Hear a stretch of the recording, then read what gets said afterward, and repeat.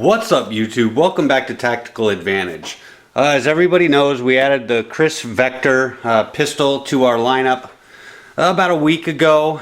The pistol actually comes with a hard case, like a mid-size hard case, that I'm not too happy with. It's a little bit big for this application, so I'm going to go ahead and make a form-fitted case for this that's significantly smaller than the one it came with today. But we'll do a little bit of foam cutting and see if we can get this to fit in a little bit smaller package. So what we have here is the 18 by 6 by 13 black hard case that you can buy from Harbor Freight. Relatively inexpensive. They're about 25 bucks. Comes with pick and pluck foam inside and some separators, which we're not going to use. We're pretty much going to ditch all of that. But basically we're starting with a relatively inexpensive piece right here, and we'll see what we can get out of it. So here you can see it comes with probably 2-inch pick and pluck foam. We're not going to use this. That's not going to work very well for our application. We will keep this piece of foam off the lid, but we're going to fortify that a little bit. So basically that's what we have to start with. We'll go ahead and set our gun in here and see how it looks, and then we'll get into cutting the foam. So here you can see the Kriss fits in there relatively tightly, but this is actually going to be okay for a range case for this gun. So basically I'm just getting an idea of how it fits in there folded, and see if I can pull off getting our magazines in here as well. But everything's going to fit, so it looks good. So we'll start to getting the foam cut and put in there, and we'll go from there. So basically here's what we're using for foam. This is a 1-inch high density. I believe it's like a 2.2 1-inch closed cell foam. A big difference between what this is and what you would normally see in gun cases is they use like an open cell foam. Not really good for the application because it collects moisture. This, however, does not, and you can see it's relatively rigid. This makes it a lot easier to cut and work with, and gives it a much better fit when the project's done. So again, with this foam is relatively easy to work with. So basically what we're going to do is just trace out the gun or the pattern that we're going to use, and I'm going to use a paint pen for that. And then actually this foam's relatively easy. I'll be able to cut it out with a razor blade. So really all we want to do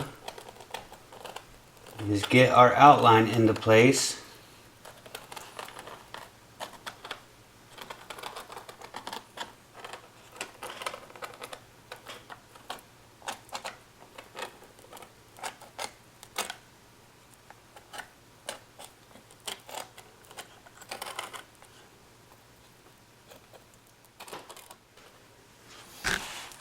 So now we can see we have a faint outline here. We're going to go ahead and just start cutting it out.